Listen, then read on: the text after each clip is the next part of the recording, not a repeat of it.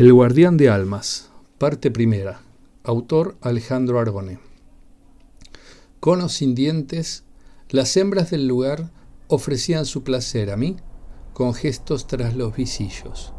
Iluso, las suponía buscando en la novedad de mi presencia un aliento nuevo entre sus piernas.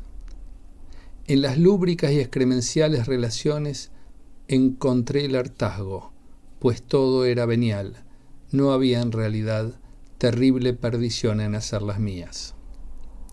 Mientras los escasos hombres del pueblo se abocaban a tareas y actividades que no llegaba yo a comprender, yo disfrutaba de sus desatendidas mujeres. Ellos lo sabían, su retiro no era otra cosa que liberar al arbitrio femenino el pequeño universo de Saturno. Sí, tal el nombre del pueblo. Ese universo liberado era para mí, que debía esperar indefinidamente el tren que me saque del atolladero. Los caminos anegados por lluvias persistentes me perdieron, para que fornique con todas aquellas hasta que me lleve una o más. Eran verdaderas arpías que, terminado el acto, se transformaban en insoportable demanda y llanto hasta que no reiniciara otra vez o me fuera del lecho sin contestar, desoyendo todo murmullo que, entremezclado con el llanto, decaía mientras me alejaba.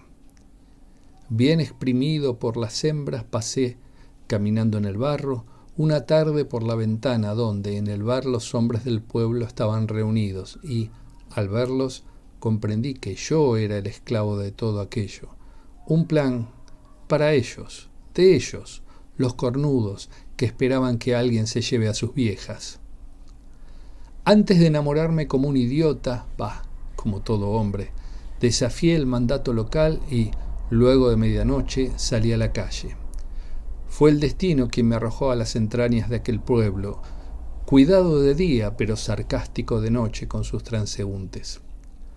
Pasear de noche siempre entraña un contacto con el sueño, con el pecado, con el sexo, con la fantasía, con lo oculto, con el placer, con el barro fangoso de esas calles. El día es el alimento, la sal, la noche es el vino, la lujuria. Degustaba esos pensamientos y al mismo tiempo estaba contrariado por mi docilidad ante las hembras, cuando, al ver la puerta del templo entreabierta, entré sin pensar, buscando alguna salida al instinto. Un desafortunado viaje por caminos rurales me encerró allí.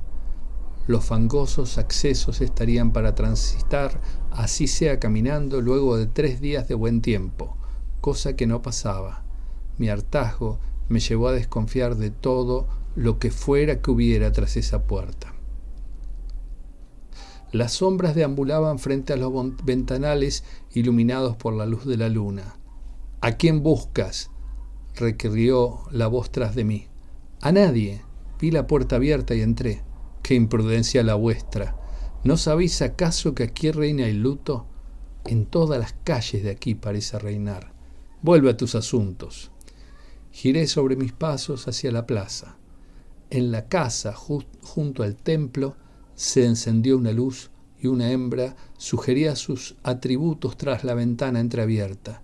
Me hacía señas. Volví sobre mis pasos hacia el templo de nuevo. «Insisto en entrar. Ya he visto una parte de esto. Las sombras. ¿Cuál es el motivo para echarme?» «¿Estás preparado para lo que enfrentas?» «No lo sé». «Entonces pasa y averigua». Las sombras detuvieron su movimiento frenético. No vi si tenían ojos, pero de tenerlos estarían enfocados hacia mí. «Ocupa una banca, pequeño mortal». La figura encendió una vela y las sombras desaparecieron.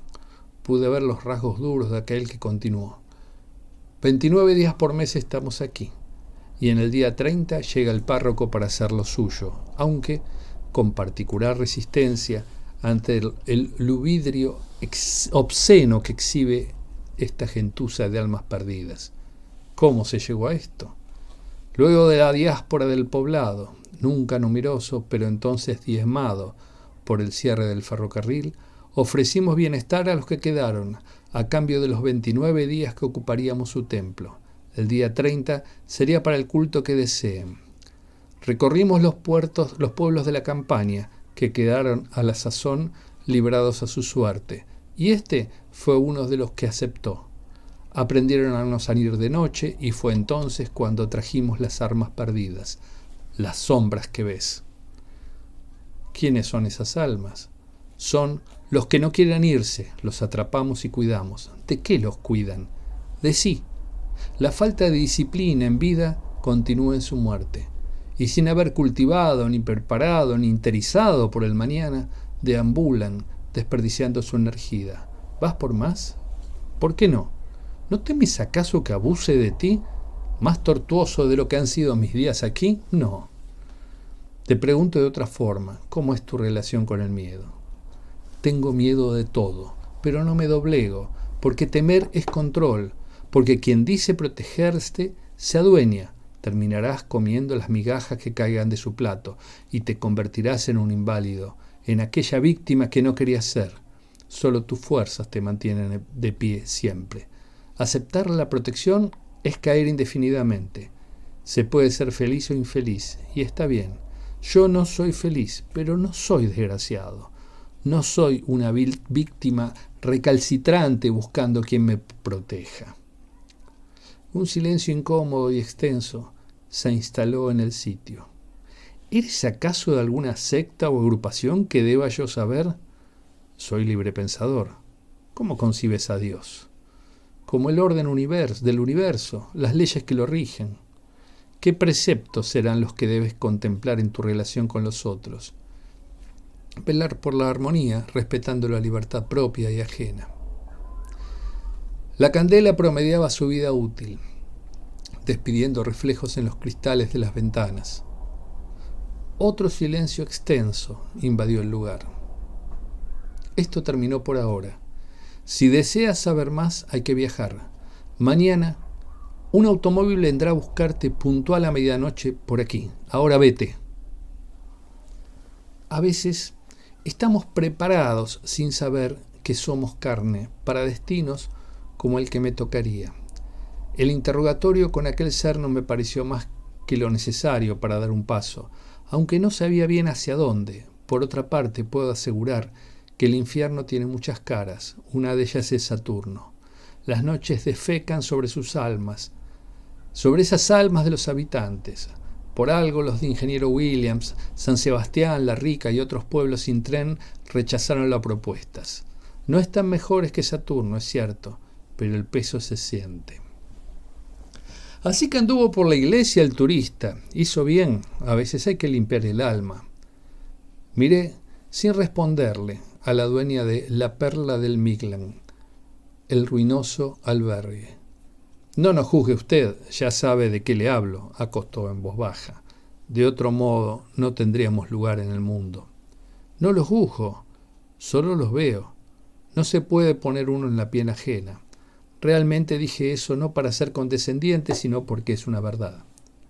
Una verdad absoluta, lo que no quita que tenga mi apreciación, mi mirada sobre aquellas almas aún en sus cuerpos. Sin tren y sin camino, nada nos quedó más que nuestras almas. Es cierto, respondí lacónico ante la categórica frase. Con discreción, preparé todo. Para la medianoche, dejé el dinero sobre la mesita de luz y salí. Me debiera haber despedido. ¿De qué? Las despedidas de muchos lugares suelen suponer un deseo de regreso, un agradecimiento por haber estado allí. Detestaba esos formalismos. Tal como reconocí la noche anterior, no era feliz.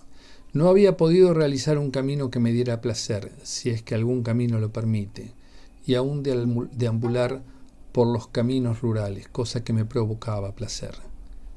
Terminó en aquello, preso, como si de eso se tratara. Había vuelto a llover. Las calles anegadas garantizaban una estadía eterna. Las 3 cuadras hacia la iglesia fue un camino siniestro. Las damas me saludaban en despedida. Los del bar levantaron con desdén sus manos en señal de despedida, supongo. ¿Cómo sabían de mi destino? Llegué a la puerta del templo. Me cobijé en la galería.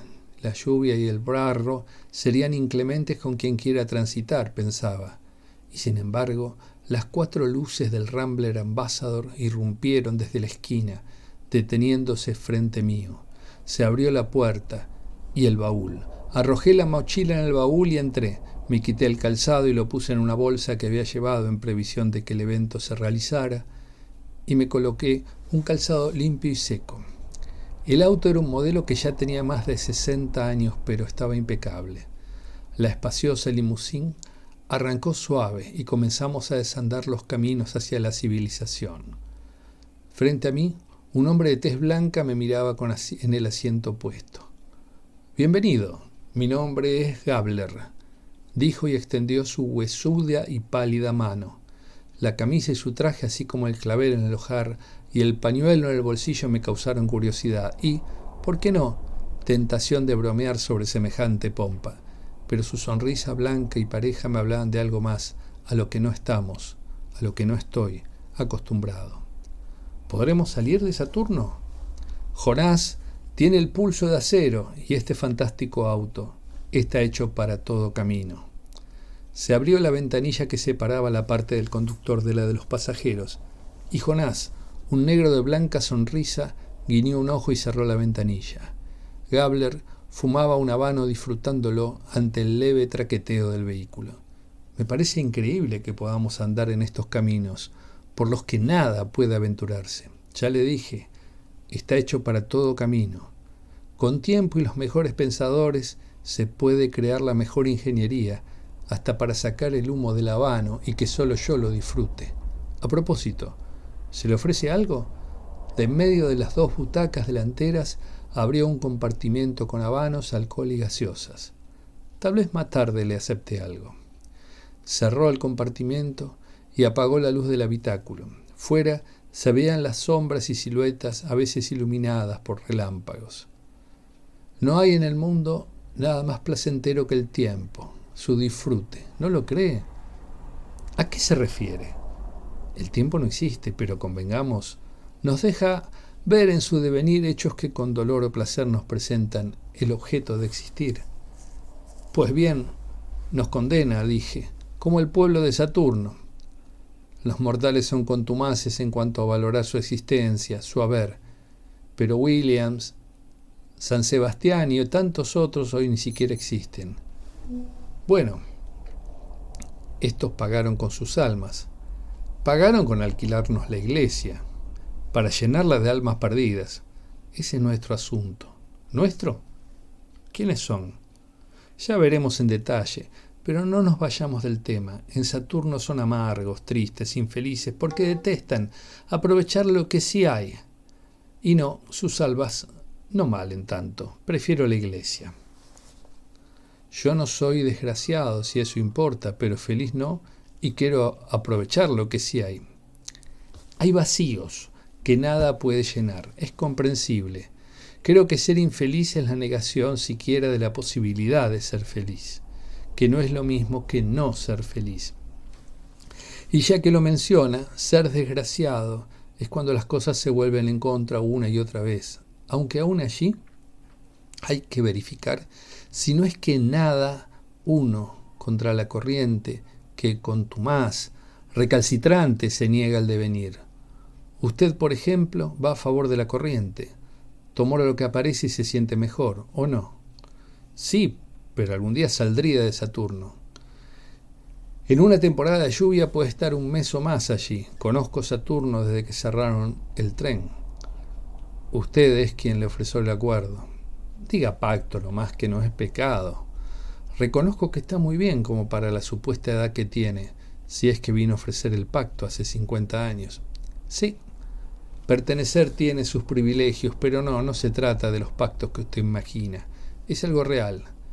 ¿Por qué elegir el tiempo para su depósito de almas? El templo, perdón. Un lugar consagrado es un universo particular que proveemos a determinadas almas. No es un depósito, es un lugar, un santuario.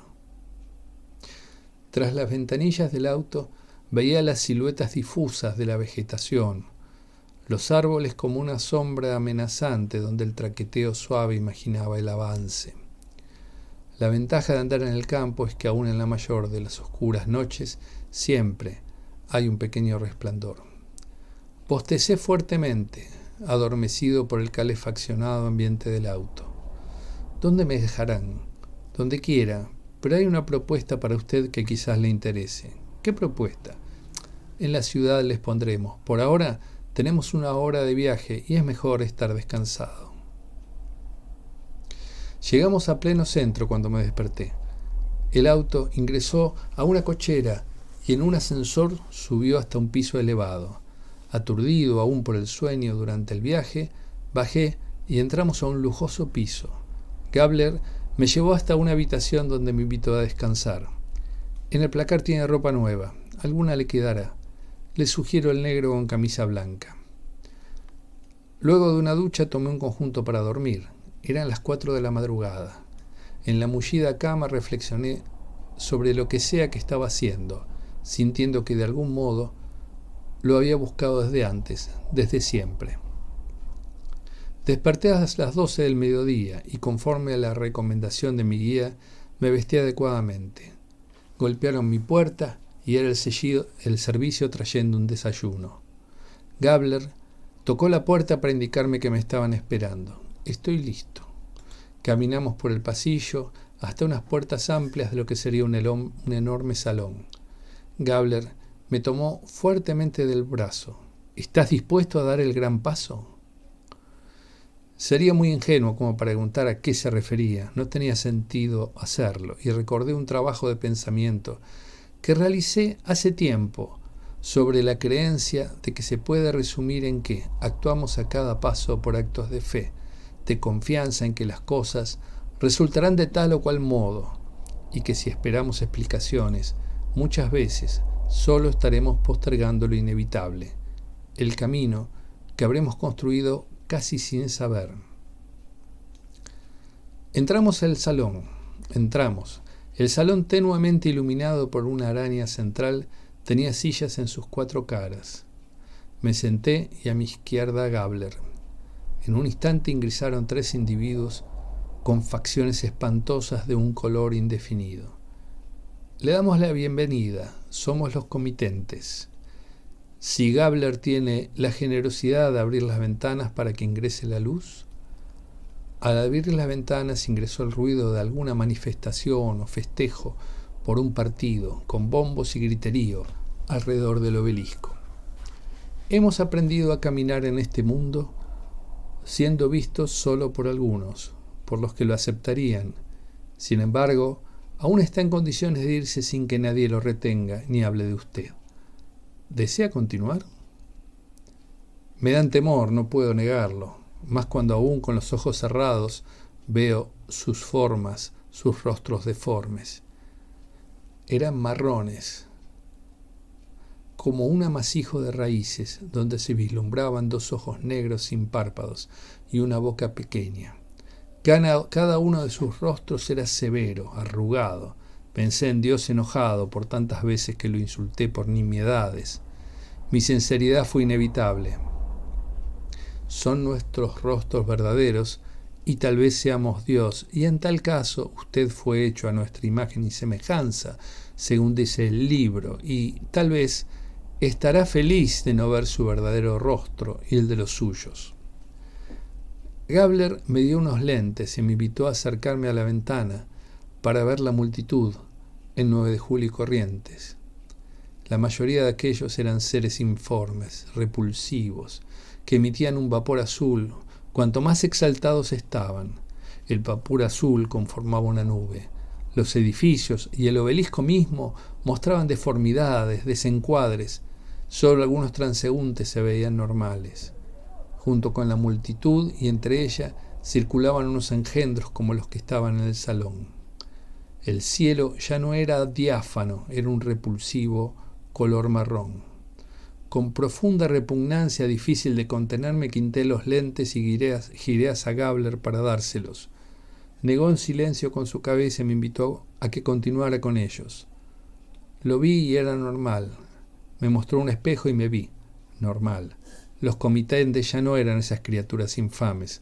Con los lentes pude observar que eran similares a humanos, a nosotros, a los normales, altos, morenos, de facciones angulosas. Me volví a quitar los lentes y me senté. Acababa de ver la realidad por primera vez. La realidad sin espejismos, el color de las cosas, los seres inmundos que nos rodean y que solemos percibir con el rabillo del ojo. Alcé mi vista hacia los comitentes y Gabler. Notaba en ellos su satisfacción. Algo estaba a la medida de su agrado. Entonces, murmuré aún abrumado. De a poco, dijo un comitente. Bebamos, agregó mientras un mayordomo llenaba las copas en una mesa con ruedas que acababa de traer. La sustancia azul es euforia, nuestro alimento. Lo generan las bestias en su descontrol, esos chimpancés adoctrinados en el desenfreno irracional y fanático. Los consume, los deforma, y también deformes son sus obras. Las guerras, el sexo, el dolor y el alcoholismo también generan euforia. Los comitentes de por aquí preferimos las multitudes exaltadas. La guerra en estas tierras provoca poca substancia. No son buenos luchadores, son mejores chimpancés. Miraban alterados, extasiados por los ventanales. Se regocijaban con la manifestación, con aquella energía. ¿Qué hago aquí? Tal vez sea tu día de suerte, dijo una voz en mi cabeza.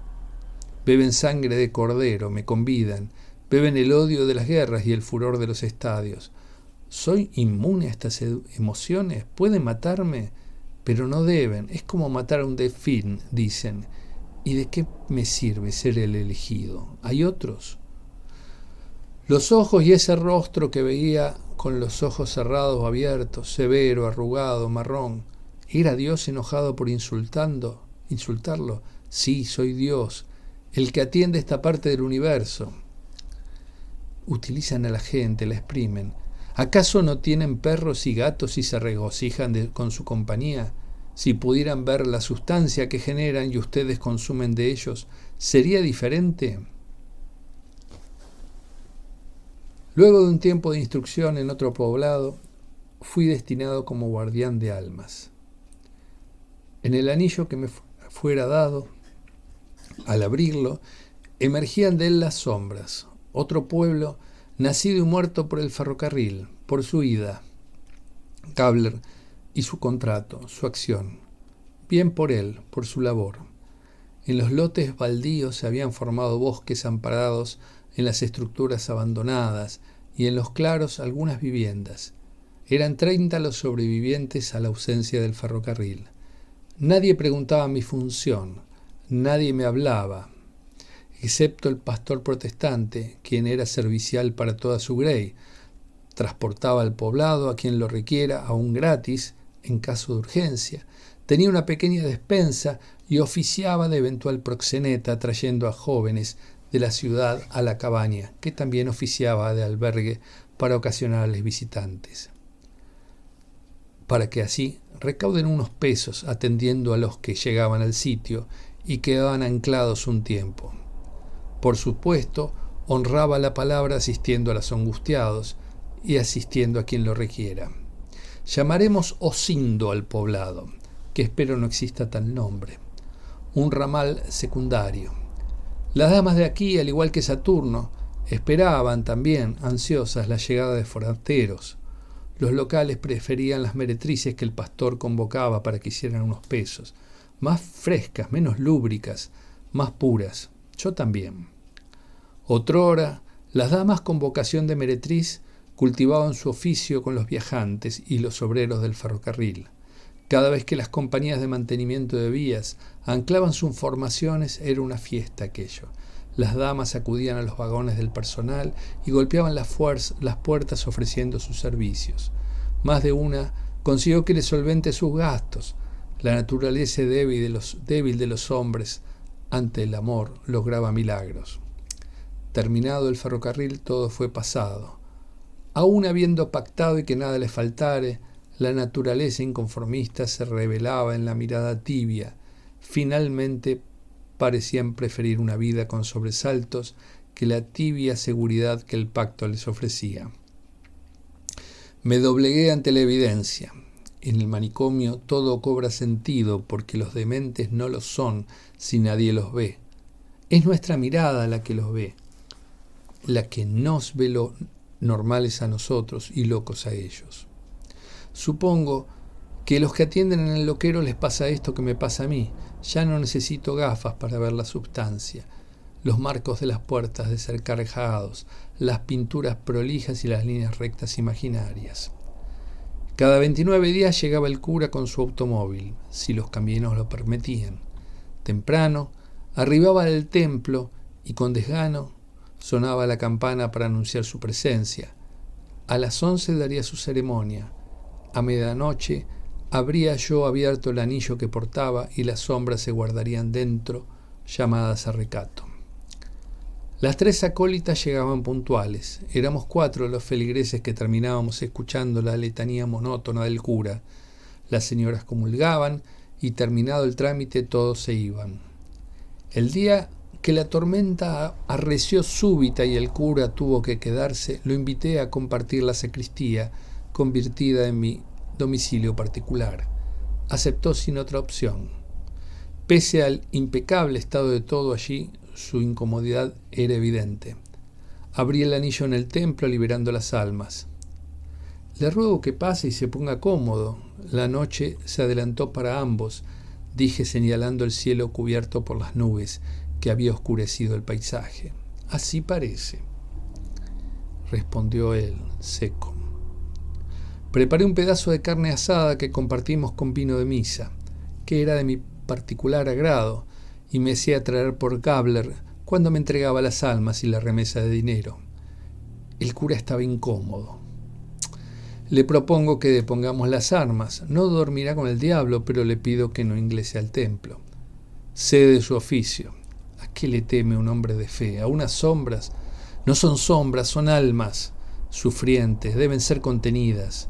Para eso estamos nosotros, yo. No se las hemos quitado, nadie fue. Alguien no les compartió la palabra, les han fallado. ¿En qué?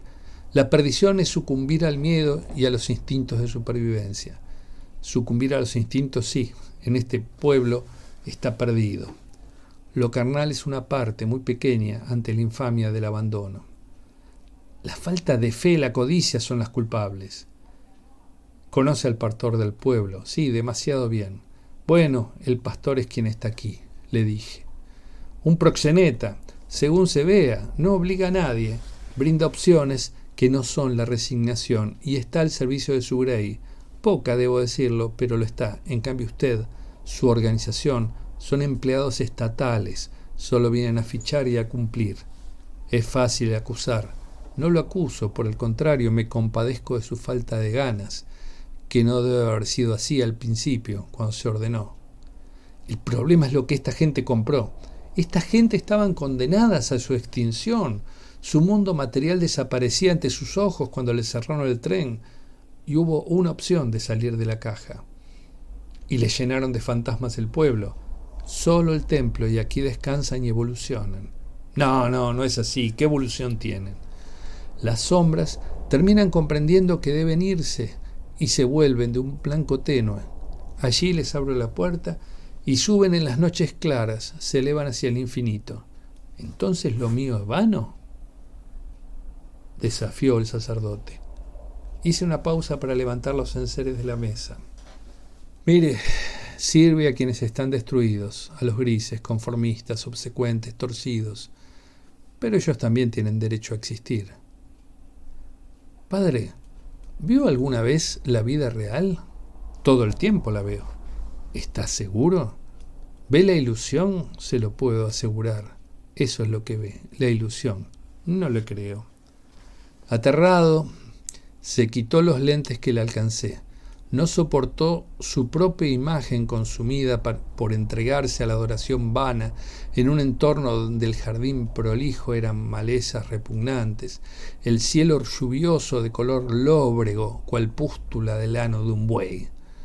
Me excedí, lo reconozco. Fue demasiado para aquel pobre infeliz acostumbrado a las viejas decrépitas de los poblados de campaña donde solo escuchaba lamentos y ni bautizos hacía, porque el pastor protestante se encargaba también de eso. Despertarme con un dolor de cabeza, atado de pies y manos, con el rastro de sangre seca sobre el sofá, no fue grato, no.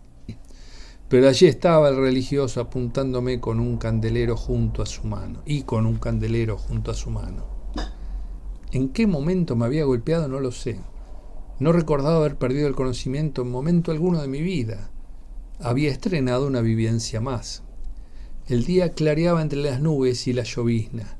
Cansado de apuntar, apoyó el pequeño revólver en el brazo del sillón.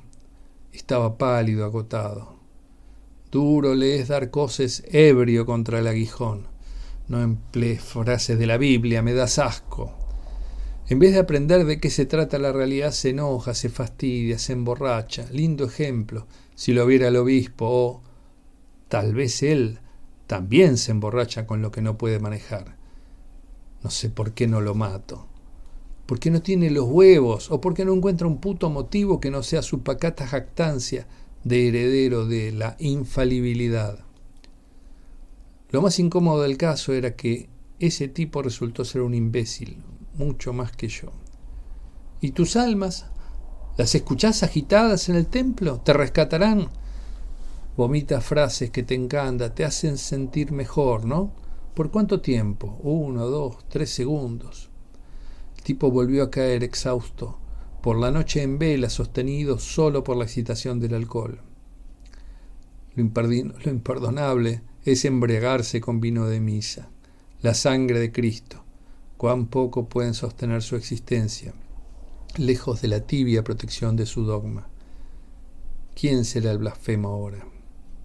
Debo reconocer que el tipo tenía recursos. Me había atado con unas cintas plásticas y en forma muy eficiente, pero el tiempo y su borrachera me permitiría liberarme. Con curiosidad miré el arma. No imaginaba que los curas anduvieran armados. Tal vez para matar al demonio si se les presentaba, o algún díscolo pecador, de seguro alguna rémora de la Santa Inquisición. Preparé café para cuando despertado estuviera el religioso, los santos amparen su resaca. Una Ave María sonando suave en el templo calmó las almas inquietas. Un alma blanca estaba lista para partir esa noche. Me alegraba aquello. ¿En serio soy esa espantosa criatura? Se es lo que se es, ha entregado su ser a algo indefinido que lo consumió. ¿Por qué me mostró todo eso? Porque está en mi casa, dentro de mis 29 días. No es su casa, es un lugar consagrado. Por eso habitamos aquí. Es una blasfemia. No, es un negocio. Cada cual tiene el suyo, lo sepa o no. Conozco bien mi negocio. Hasta ayer desconocía su verdadera forma y la forma de las cosas. ¿Qué puede conocer? Conozco el poder de la oración y la fe. Sí, con ese poder formó y mantiene formado algo que vive de usted y los suyos. Y tan débil es que casi me mata, porque sí, sería un acto inútil. ¿Más café? Es irritante, usted es irritante. El truco de los anteojos. ¿Por qué lo veo igual a usted con y sin anteojos? Supongo que es porque no me consumía en vanas entregas a Odín, por ejemplo. Odín no existe. Si me pasara los días rezándole, le aseguro que existiría, y sería con los atributos que le entregara, mientras me consumiría como usted. Pasaron 5 días de confusa convivencia. Aún había que dejar que el agua drenara los caminos para que se pueda ir. Estaba nublado, pero el viento haría lo suyo secándolos. En esos días 2 almas habían sido liberadas. La cabeza me seguía doliendo por el golpe. No dormí tranquilo, debo reconocerlo. El infeliz cayó en una profunda depresión. Aunque el golpe me doliera, no le guardaba rencor, pero lo observaba, intrigado, sumergido en el sillón, mirando por la ventana. Parecía un loco en estado catatómico. Jonás tomó el cuerpo escuálido del sacerdote, lo puso en el baúl de su Renault 12 y se lo llevó. Gabler, ¿qué opinas si ponemos a uno de los nuestros a oficiar misa y nos dejamos de convivir con estos que no soportan la verdad? En eso estamos. Las armas no son buenas para los locos ni para los religiosos. ambos buscarán la salida más fácil de su vacío existencial. Sí, a la cruda realidad de la que nadie ni nada es imprescindible. El alma del sacerdote quedó dando vuelta. Podía reconocerla porque entre todas las demás era más tranquila, la que casi disfrutaba su estancia en el templo. No llegó a estar en el anillo ni una sola vez, porque se volvió blanca a los días, e incluso pude verla subir hacia Báez y luego enfilar hacia Vallauca. Parecía querer despedirse de estos parajes que le fueran familiares. Dicen que por su hipacha hubo un brillo ondulado sobre la torre de la iglesia. Me alegra que no se haya condenado por una decisión inevitable. No lo merecía. Era un tipo muy inocente. Fin. Septiembre de 2024.